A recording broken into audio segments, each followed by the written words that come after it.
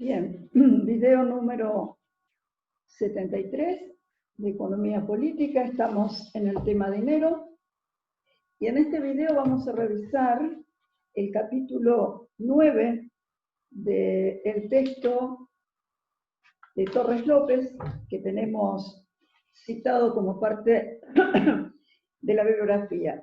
Vamos a hacer una revisión crítica, porque a esta altura, como hemos avanzado bastante sobre el tema desde la perspectiva de historia del pensamiento, y hemos visto la visión de Keynes, la visión marxista, ya estamos en condiciones de hacer comentarios críticos y analizar un poco lo que dice Torres López.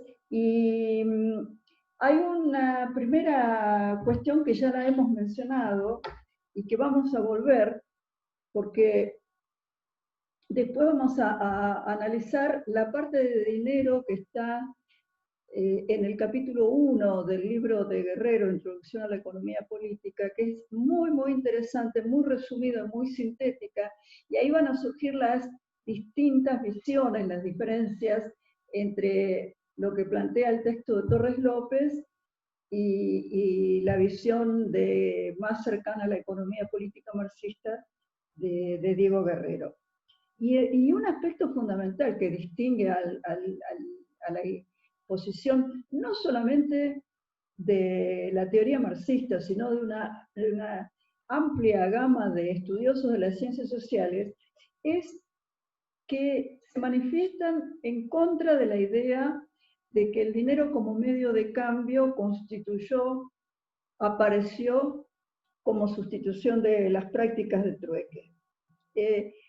Esto lo vamos a volver a comentar y de manera más fundada, pero hay un gran pensador, Karl Polanyi, que escribió varias obras donde desde un punto de vista histórico, antropológico, sostiene que no hay antecedentes de que el dinero haya surgido como medio de cambio a partir de la práctica del trueque.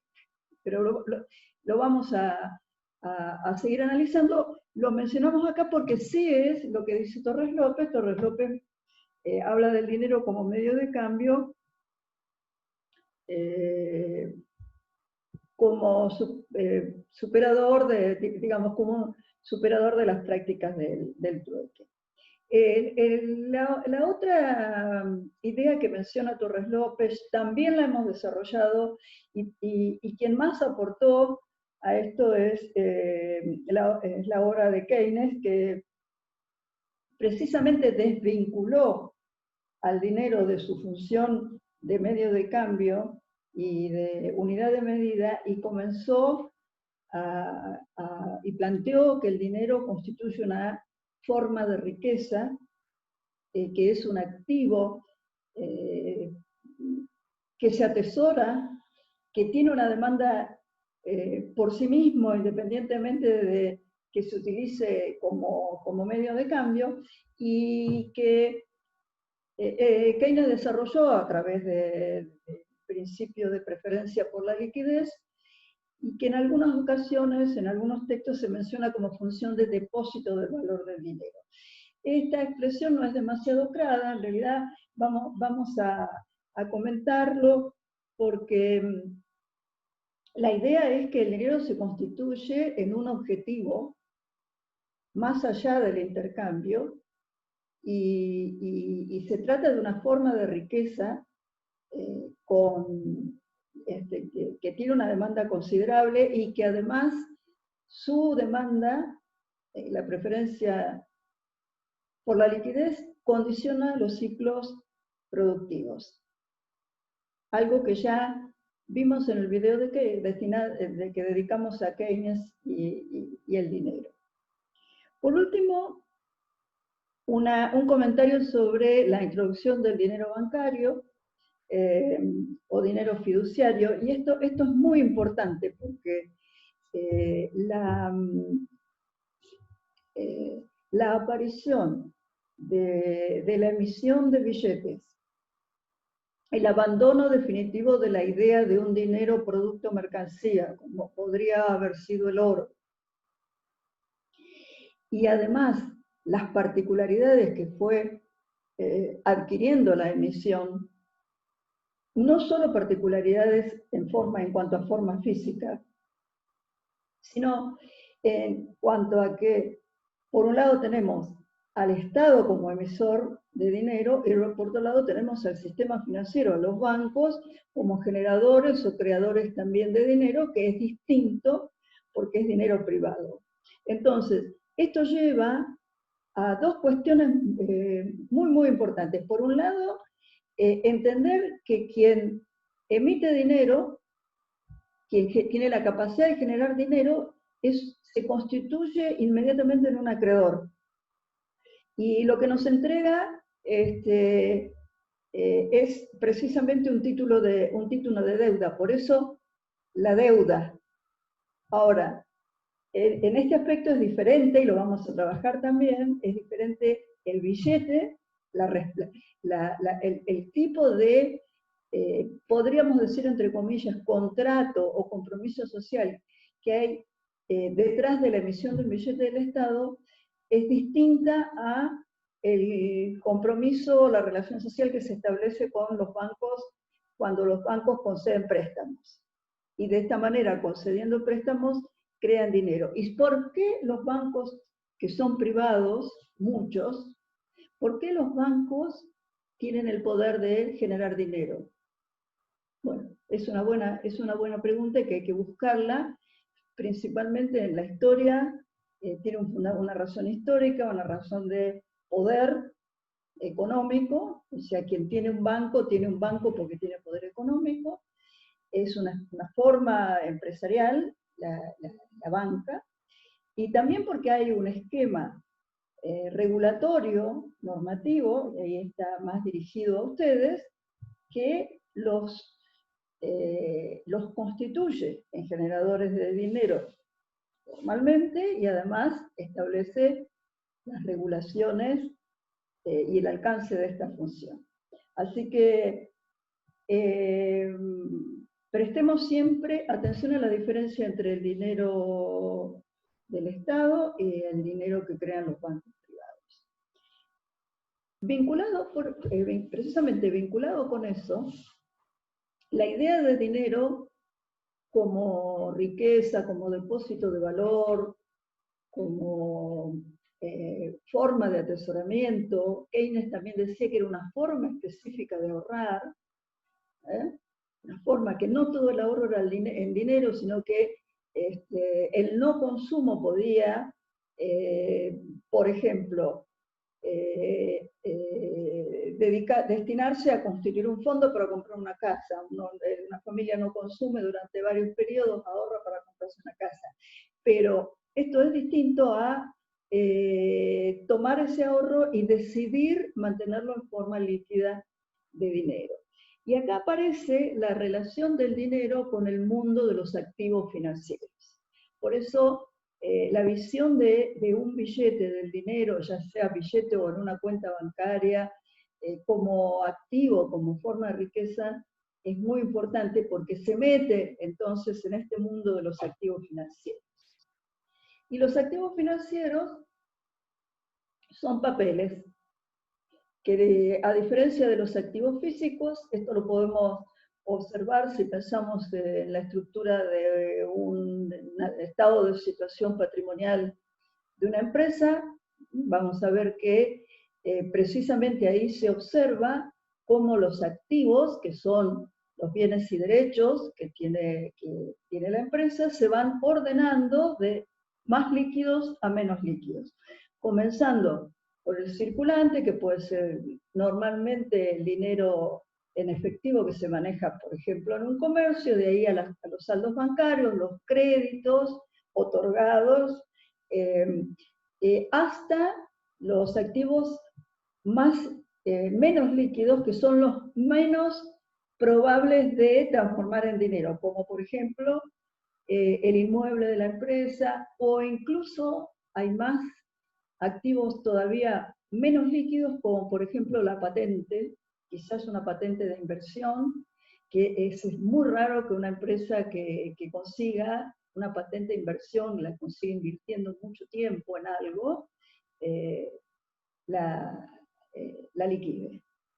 Entonces, en ese panorama, el dinero es el activo más líquido, pero es un activo financiero, en el sentido de que nosotros podemos establecer una raya, es decir, los activos son, activos físicos son aquellos que tienen una forma física, y los activos financieros son títulos representativos de deuda, títulos de crédito o títulos de propiedad como son las acciones. Es decir, son papeles que representan derechos y obligaciones de distintas partes. Y ahí nos vamos introduciendo a medida que vamos separando el dinero de su función de medio de cambio y tomándolo en su papel de activo, nos vamos cambiando de mundo porque nos vamos introduciendo en el mundo de los activos financieros, que es un mundo complicado, es el mundo de hoy, y a manera de ejemplo, yo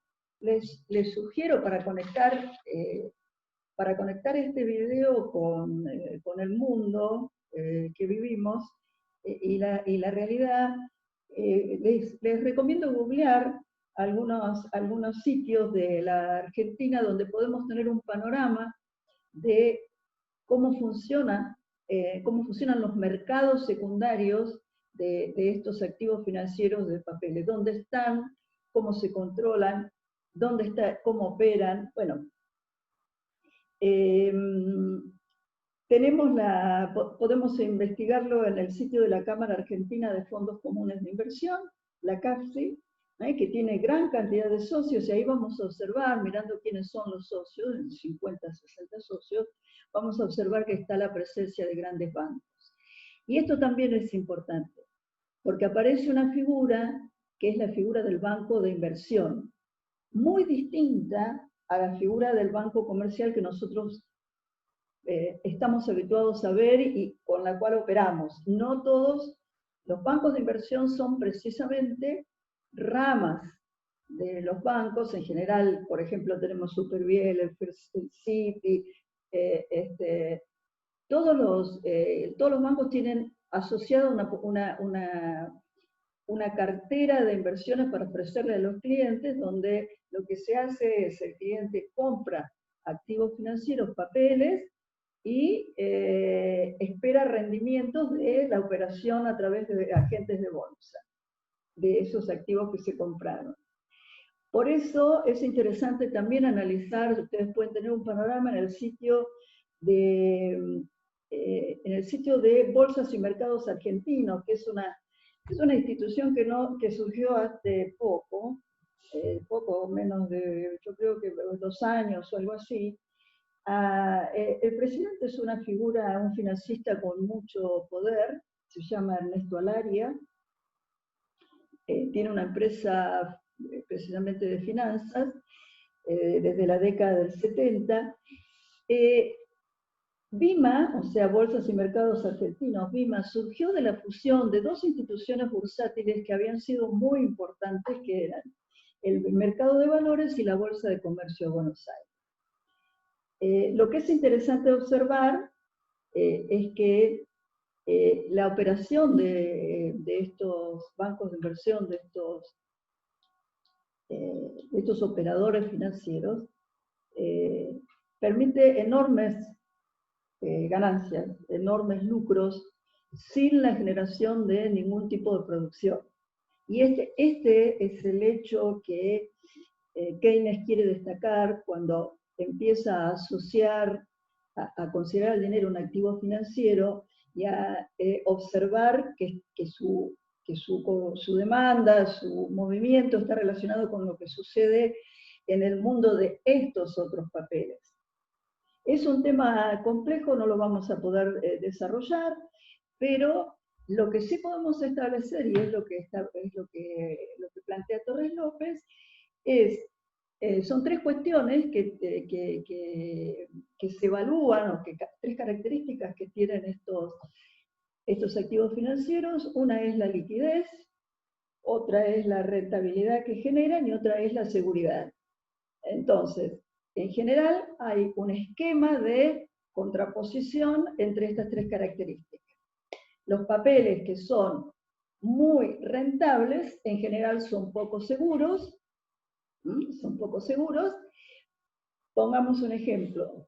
En la crisis del 2009, los bancos de Estados Unidos transformaron sus créditos hipotecarios, los créditos hipotecarios que habían otorgado, los titulizaron, los transformaron en títulos, los vendieron en el mundo, en las bolsas del mundo. Estos títulos eran muy inseguros porque el crédito original, que era el crédito hipotecario, era en gran porcentaje incobrable, es decir, habían sido créditos otorgados a propósito para emitir los títulos.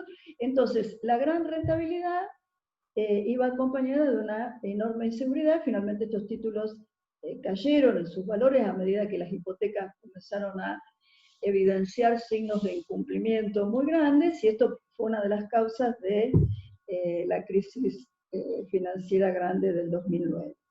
Y por otro lado, la liquidez también, digamos, los plazos, estos activos financieros tienen plazos para ser convertidos en dinero nuevamente. Digamos, un título, un bono del Tesoro de la Argentina o de Estados Unidos, es decir, un bono del gobierno, se otorga por un tiempo, se vende, se cambia por liquidez. Entonces hay que observar ahí las condiciones para volver a transformar ese dinero en liquidez absoluta, es decir, en billetes y monedas.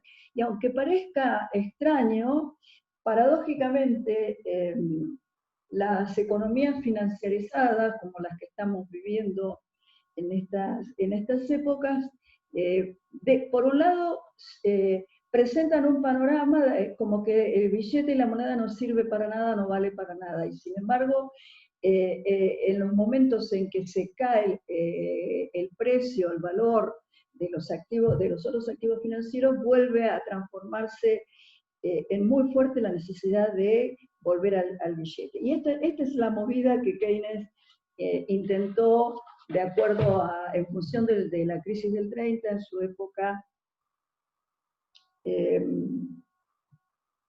analizar en su obra. De manera que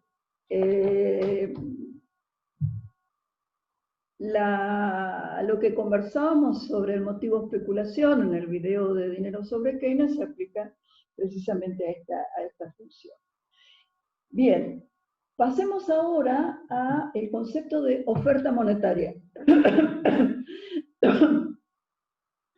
Claro, lo vamos a volver a revisar, pero en principio lo presentamos aquí. La oferta monetaria es un concepto flexible. Digamos, trata de medir toda la cantidad de dinero que hay en una economía, en un sistema económico. Ahora, ¿qué entendemos por dinero? Y ahí, esta explicación que veíamos recién sobre la liquidez de los papeles y los activos financieros, nos sirve para entender algunos componentes de la oferta monetaria, que básicamente está estructurada en dos partes. Por un lado tenemos el dinero que ya conocemos, digamos, los billetes y monedas, del dinero emitido por el Banco Central, dinero del Estado, y por otro lado tenemos el dinero bancario, que son créditos otorgados por los bancos, préstamos que no asumen la forma de billetes, sino que se concretan en un crédito, en una apertura y una acreditación en una cuenta en el mismo banco. De manera que la noción más estricta de oferta monetaria, que en la jerga se conoce como M1, Money 1, estaría compuesta de los billetes y monedas y el dinero bancario. Una parte de dinero bancario, que serían los depósitos en cuenta corriente o los depósitos, como se dice, a la vista, que no, digamos, que no tienen restricciones en cuanto al retiro, a la conversión en efectivo, lo que nosotros conocemos como cuentas corrientes. En un concepto un poco más amplio de oferta monetaria, que normalmente se conoce como M2, sumaríamos los depósitos a plazo, es decir, aquellos depósitos que por un periodo de tiempo no pueden convertirse, son menos líquidos, son inconvertibles antes de la fecha de vencimiento. Entonces, ahí tenemos la primera definición de oferta monetaria, M1, es la definición más rígida, y vamos a introducir el proceso. Estos dos componentes, el circulante legal o la emisión monetaria del Estado, billetes y monedas, y los saldos en cuentas bancarias son los dos grandes componentes, pero están relacionados entre sí. Tienen una dinámica de evolución integral, donde el comportamiento de cada una de las partes va a condicionar el comportamiento de las otras partes y va a condicionar la evolución, la magnitud y el crecimiento de M1 de la oferta monetaria. Imaginémonos entonces una versión sencilla de una explicación que normalmente se llama modelo del multiplicador monetario o multiplicador del crédito, no confundir para nada con el multiplicador keynesiano. Esta versión del multiplicador la vamos a analizar en sus dos abordajes cuando veamos el trabajo de Gigliani, de manera que vamos de a poco, lo vamos presentando. ¿Y en qué consiste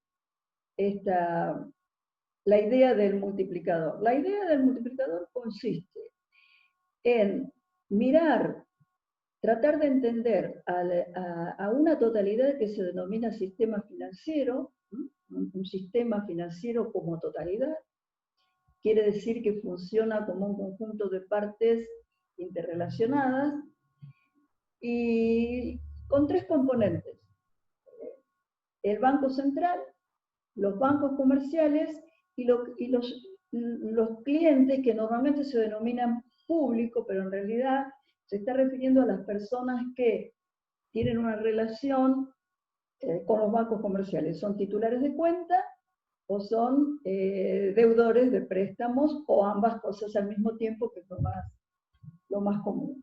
Bueno, estos tres agregados, estos tres grupos, los tres subsistemas, interaccionan, y el resultado de esa interacción no es muy difícil de intuir. De lo que se trata es demostrar que mediante la interacción del Banco Central, los bancos comerciales y el público, lo que constituye la emisión monetaria, que es el dinero del Estado, se multiplica. ¿Qué quiere decir que se multiplica? Que circula dentro del sistema de manera tal que se va transformando de billete y moneda a dinero fiduciario bancario, y esto permite que una emisión de dinero se multiplique varias veces como oferta monetaria. Este es el proceso del multiplicador. La idea es, ya la hemos mencionado, es que en este proceso muestra de alguna forma cómo y de qué manera los bancos crean dinero fiduciario, crean medios de pago. Si nos fijamos, una forma de ir entendiendo mejor esto del multiplicador es imaginarnos una estructura de activos y pasivos, débitos y créditos y obligaciones, de estas tres partes fundamentales que mencionamos: el público, el Banco Central y los bancos comerciales. El banco comercial obviamente tiene como activo los créditos que otorga, los préstamos que otorga, y como pasivo los depósitos. Esta es la relación que mantiene con el público. De manera que para el cliente del banco es precisamente al revés. El préstamo que el banco le otorga es un pasivo para el cliente y el depósito es un activo para el cliente. El dinero que se deposita es un activo para él. Entonces, esto va generando un entramado de débitos y créditos que por supuesto continuamente se mueve, porque estos débitos y créditos están girando a una velocidad muy importante. Por otra parte, el Banco Central también tiene un activo y un pasivo. Y este es un tema muy interesante, vamos a ver hasta dónde podemos llegar para profundizarlo, porque la cuestión que aparece aquí es la relación entre el Banco Central y el Estado, que no es tan sencilla como parece, y que tiene mucho que ver con la estructura normativa y jurídica y con los juegos de poder político. Pero el Banco Central es una persona jurídica, es un sujeto de derecho autónomo, vuelvo a repetir, cuya vinculación con el Estado puede asumir distintas formas. Entonces, lo que pasa es que el Estado es el Banco Central es la entidad que está autorizada y tiene el monopolio de la emisión de billetes y monedas. Entonces, lo que hace el Banco Central es emitir billetes y monedas, y estos billetes y monedas constituyen su pasivo. Entonces, ahí tenemos que pensar qué sentido tiene esta idea de que los billetes y monedas constituyen el pasivo del Banco Central y el activo de quien los tiene. Es decir, que cuando nosotros tenemos un billete somos titulares de un crédito, podemos usar ese billete, somos propietarios, y quien responde por eso es el Banco Central. Bueno, en la medida que vayamos avanzando, se va a entender esta cuestión. Por supuesto que la emisión de billetes y monedas está vinculada, no es, bueno, también surgen las preguntas: ¿cuándo, cómo, bajo qué condiciones el Banco Central emite billetes, monedas, permite dinero? Y ahí también lo vamos a aproximar la primera idea, que es que para aumentar su pasivo debe generarse primeramente un aumento en el activo del Banco Central. Y el activo del Banco Central está constituido por tres componentes muy claros. Por empezar, toda la liquidación de monedas extranjeras y de divisas que se realiza por supuesto, en todo el sistema formal, va redundando a través de operaciones de cambio sucesivas en un stock de reservas en dólares, en yenes, en euros, que son por supuesto, propiedad y que constituyen el activo del Banco Central. Cuando este activo aumenta, el Banco Central capta esos dólares que provienen de operaciones del comercio exterior, supongamos, de derivados que vendieron esos dólares y los cambia, emite moneda. Se supone que esta es la emisión, entre comillas, más genuina porque está respaldada por monedas que, no obstante, eso son monedas de otras naciones. El otro componente es ese que tiene que ver con lo que mencionábamos del Estado, son los créditos que el Banco Central puede otorgar al Estado. ¿Cómo sería eso? El Estado emite títulos, la Secretaría del Tesoro emite títulos, esos títulos se entregan al Banco Central, son una deuda del gobierno con el Banco Central y el Banco Central emite billetes y monedas para que el Estado pueda gastar. Esta emisión contra deuda pública del Banco Central constituye todo un tema analítico y de discusión política que vamos a ver hasta dónde lo podemos cubrir. Y después está el tercer activo del Banco Central, son los créditos que otorga a la banca comercial.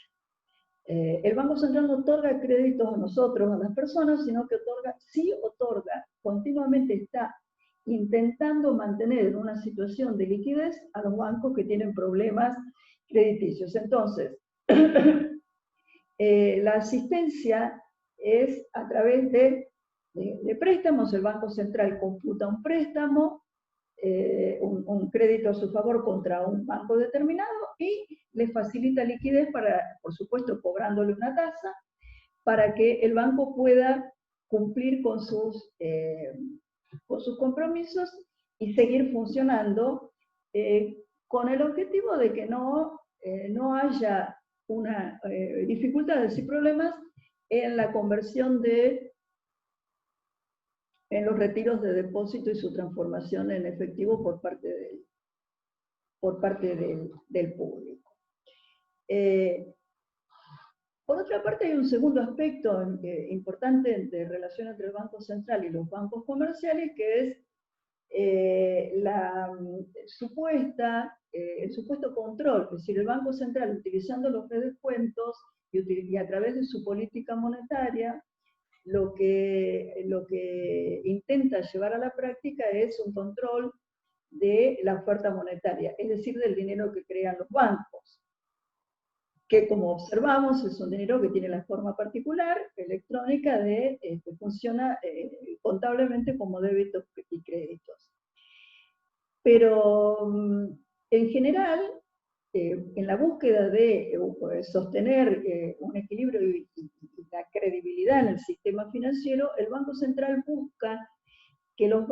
busca ponerle un límite a la capacidad de préstamos de los bancos para que los bancos no generen tanto dinero que después y lo entreguen al público, de manera que después el público intente rápidamente convertirlo en billetes y monedas y haya un problema de liquidez en los bancos, que ha sucedido en la historia de Argentina. Entonces, esto es lo que se denomina reserva legal o encaje fraccionario, que es un monto de dinero líquido que los bancos mantienen a cuenta del Banco Central, es de los bancos, es una parte de los